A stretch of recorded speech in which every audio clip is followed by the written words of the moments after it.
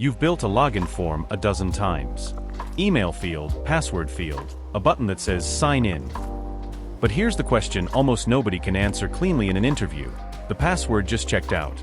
What happens in the next 10 milliseconds that lets the server recognize you on every single request after that, without asking for the password again? By the end of this, you'll know exactly why that answer has two completely different correct versions. One that scales badly and one that can't be unissued once it's out, and which one you're actually supposed to reach for. Start with the part everyone assumes they understand. The server never stores your actual password. It stores a hash, run through a slow, deliberately expensive algorithm like BCRYPT or Argon2. Slow is the entire point. Fast hashing is great for checksums and terrible for passwords, because it lets an attacker who steals your database try billions of guesses a second. A good password hash forces that down to a few hundred. Compare the hash of what you type to the hash on file, and if they match, the server knows one thing and exactly one thing: you supplied the right password. It still doesn't know who you are for the next request. That's a completely separate problem. The classic fix is a session. The server generates a random session ID, stores it server-side alongside your user ID, and hands you that ID back as a cookie. Every request after that, your browser sends the cookie automatically. The server looks up the session ID in its store, and finds out who's asking. This works.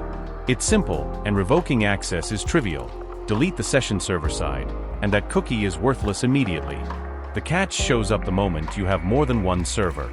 If the session lives in server A's memory, and your next request lands on server B, B has never heard of you.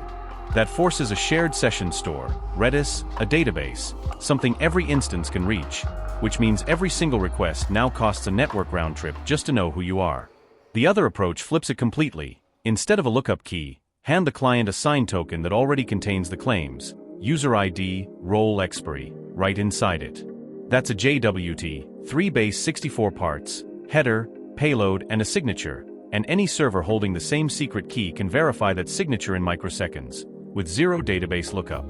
Think of a session cookie as a coat check ticket, meaningless on its own. Someone has to look up what it corresponds to. A JWT is more like a wristband at a festival. The information is printed right on the band. Anyone at any gate can verify it's real just by checking it hasn't been forged, without radioing back to a central desk. Here's the part that should make you suspicious of how convenient that sounds. If a JWT's validity doesn't depend on a server-side lookup, how do you revoke one before it expires? You can't, not without building the exact lookup infrastructure you were trying to avoid, in the form of a block list you check on every request, which quietly turns your stateless token back into a stateful session with extra steps. This is a real trade-off, not a solved problem. Statelessness and instant revocation are in direct tension, and every system built on JWTs picks a point on that spectrum, whether the team realizes it or not. The common compromise is to keep the JWT itself short-lived, 15 minutes, sometimes less, and pair it with a separate longer-lived refresh token, stored more carefully, that the client trades in for a new access token when the old one expires. Now a stolen access token is only dangerous for a few minutes. Revoking access effectively means invalidating the refresh token server-side, which is a much smaller, much cheaper lookup than checking every single request. Most systems rotate the refresh token on every use too, so a stolen refresh token gets invalidated the moment the real client tries to use its own copy again. Now here's a distinction that trips up developers with years of experience. OAuth 2.0 is not an authentication protocol. The specification itself, RFC 6749, defines it as an authorization framework. It answers what is this application allowed to do on my behalf, not who is this person. When you click Continue with Google, you're not authenticating through Google in the strict sense. You're granting that app a scoped, revocable permission slip, an access token, to act against Google's API on your behalf. That's why login with Google existed as a pattern for years before anyone standardized what it actually meant to prove identity through it. OpenID Connect is the layer that actually adds identity on top. It's built directly on OAuth 2.0, and it adds one specific thing the base spec never had, a signed ID token, whose entire job is answering who is this person, separate from the access token's job of answering what can this request do. Once you see that split, OAuth 2 grants power, OIDC proves identity, a huge amount of confusing authentication documentation stops being confusing. One layer sits on top of all of this almost for free, a second factor. A time-based one-time code, a push notification, a hardware key. In a peer-reviewed measurement study of real Azure Active Directory accounts, Microsoft's own security research team found that enabling MFA cut the risk of account compromise by over 99%, even for accounts whose passwords had already leaked elsewhere. Almost no other single control you can ship comes close to that return for the engineering cost.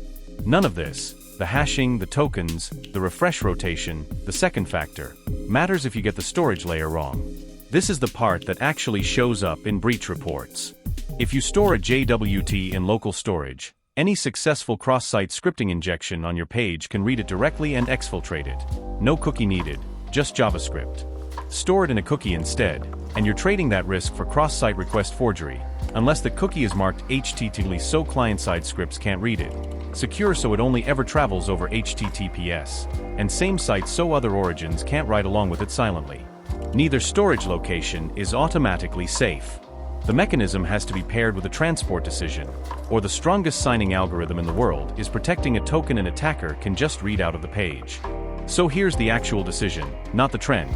If your entire system is one team, one deploy, and instant revocation matters more than scaling to 100 stateless nodes, sessions are usually the boring, correct answer. If you're serving multiple independent services or a mobile client that needs to verify identity without hammering a shared store on every request, short-lived JWTs plus a rotating refresh token is the standard trade you're making, eyes open, revocation delay included. And the moment a user needs to bring their existing identity from Google, GitHub, or their company's own identity provider, that's OAuth2 for the permission and OpenID Connect for the identity. Not one, not the other, both, doing two distinctly different jobs. Every one of these mechanisms, the hash, the session, the token, the second factor, is really just a different answer to the same question this whole video started with. For this one request, right now, how much do you actually trust who's asking? If you want to see what happens when a system has to answer a version of that same question at a much larger scale, one server session against 100 servers worth of traffic, that's exactly the trade-off 10 concepts that separate real backend from tutorials walks through on this channel. Concept number 7.